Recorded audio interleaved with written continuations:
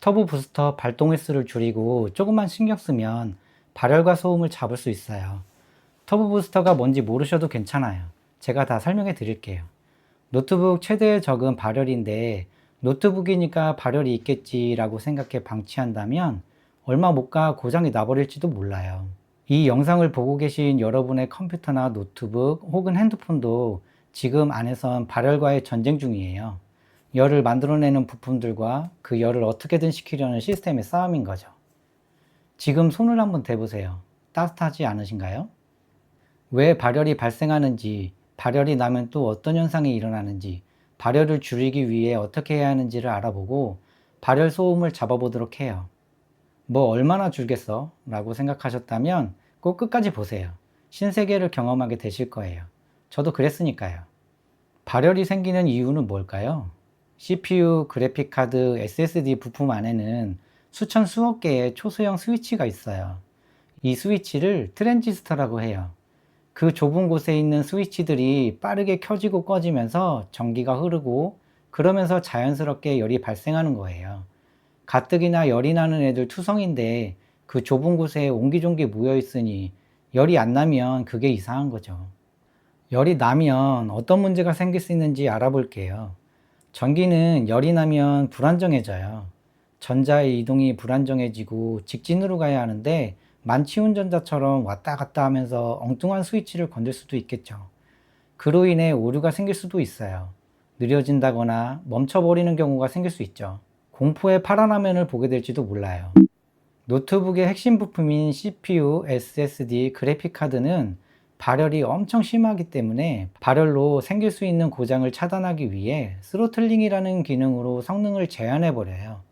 성능이 제한되면 연산 속도가 느려지고 파일 이동 속도가 줄어들게 돼요. 얼추 반토막이 난다고 생각하면 될 것 같아요.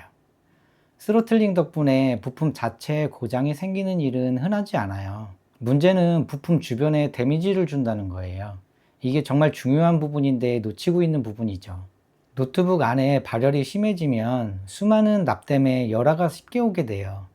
열화가 왔다는 건 얇은 철사를 계속 접었다 폈다 하면서 끊어지는 것과 비슷하게 아주 작은 충격에도 어딘가에 문제가 생길 수 있는 소지가 생기는 거예요. 열이 나는 이유와 열이 나면 어떻게 되는지를 알았으니 이제 어떻게 하면 열을 줄일 수 있는지 알아보도록 할게요. 열을 줄일 수 있는 방법으로 첫 번째는 전원 설정으로 터보 부스터 횟수를 줄일 수 있어요. CPU는 기본 클럭과 터보 부스트 두 개의 속도가 있어요. 터보 부스트는 순간 가속도예요. 예를 들어 차를 몰고 60km로 가다가 추월을 하기 위해 순간 120km로 급가속하는 게 그게 터보 부스터라고 생각하시면 돼요.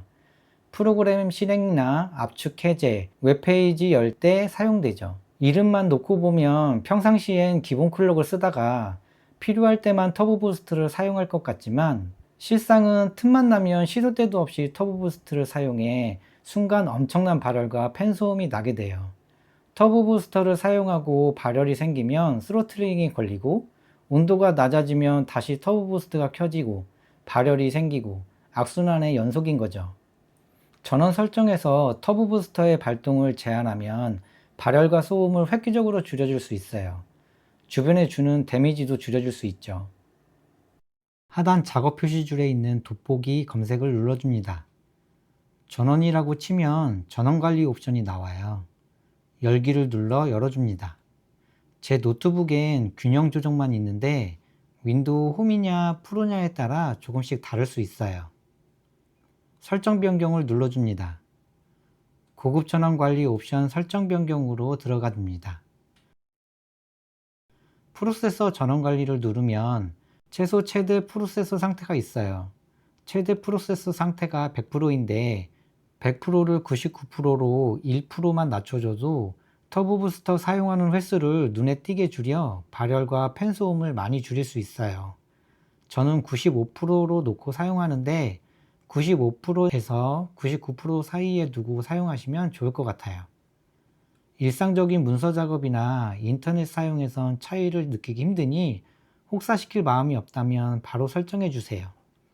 많은 분들이 효과를 본 부분이니까 꼭 적용해 보세요. 두 번째는 여유를 가지고 노트북을 사용하는 거예요. 게임만 할 땐 게임만, 작업만 할 땐 작업만, 중간중간 노트북에게 쉴 시간을 주는 거죠. 큰 파일을 복사하고 있는 와중에 심심하니까 게임을 한다?